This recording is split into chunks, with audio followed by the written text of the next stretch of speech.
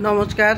আজকে আমি আমার সেই বড় ভাই সম্বন্ধে আবার বলি আপনাদের সঙ্গে। তারপর কি করলাম, নদীর পাড়ে নিয়ে গেলাম, ভার্সিটি নিয়ে গেলাম, নিয়ে তখন তো সেই মনের কষ্ট আর নেই। সবাই আনন্দতে অটো ভাড়া করে খুব সুন্দর ঘুরলাম। ঘুরে টুরে রাতের বেলা আমাদের কোর্ট স্টেশন থেকে কেক কিনে নিয়ে আসলাম, এনে বাসায় এনে সেই কারো জন্মদিন ছিল না, সেই আনন্দ করে বুগাবুগি ছবি তুললাম। ছবি তুলে কেক কাটলাম, কেটে সবাই খালাম। খেটে খুব ছবি তুললাম, স্মৃতিটা ধরে রাখার জন্য এই কাজটা করেছিলাম। কারণ এরকম স্মৃতি তো আর খুঁজে পাবো না কখনো। কেক কাটতে পারবো, মেয়েদের জন্মদিন হবে, কিন্তু আমার বড় ভাইকে নিয়ে তো পারবো না। সেই জন্য এই মজাটা করলাম, ছবি টবি তুলেছিলাম। তুলে সবাই আম কেটে, তারপর কেক খেয়ে, তারপর কফি খেয়ে, সুন্দরভাবে সবাই সেই দিনের বেলার যে মনের কষ্টটা রাতের বেলা সবাই আনন্দ করে ভুলিয়ে দিলাম। তারপর সকাল হলো, ভোরবেলা সবাই রাতের গল্প করি। রাতের বেলা সবাই খাওয়া দাওয়া করে শুয়ে পড়েছে, আর আমার বড় ভাই যাবে তো, আর ভাইয়ের মেয়ে।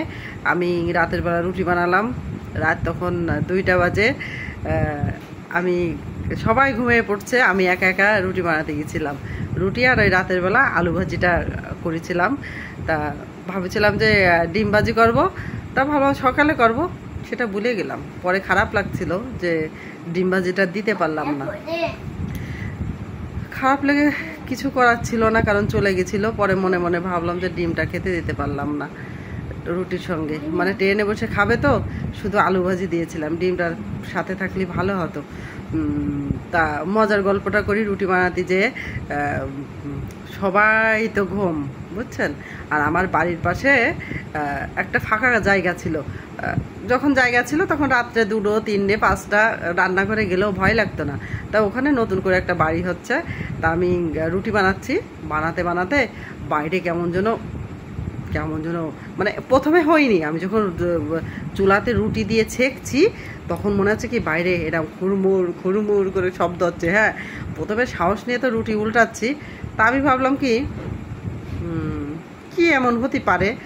শেষে ভাবছি কি রুটির গন্ধে কোনো ভূত টুত জানলার কাছে আইসে ওরকম শব্দ করছে নাকি। দিয়ে খুব সাহস নিয়ে আমি কিছুক্ষণ রুটি ছেঁকছি। হ্যাঁ, তারপর যখন রুটি ছেঁকতে ছেঁকতে যখন দেখি যে আর পাচ্ছি না, শব্দটা কেমন যেন বেড়েই চলেছে, কাউকে ডাকতেও পাচ্ছি না যে আইসে ডাকবো, যে এরকম আমার ভয় করছে। তখন আমি কি করলাম, আস্তে করে যে আমি জানলাটা লাগিয়ে দিলাম। লাগিয়ে দিয়ে তখন আমার অন্যমনস্ক হয়ে যায়, তাড়াতাড়ি আমি রান্নাঘর থেকে কাজটা সেরে বেরোয় চলে আসলাম। ভালো থাকেন। এই পর্যন্ত, পরে আবার গল্প শোনাবো। নমস্কার।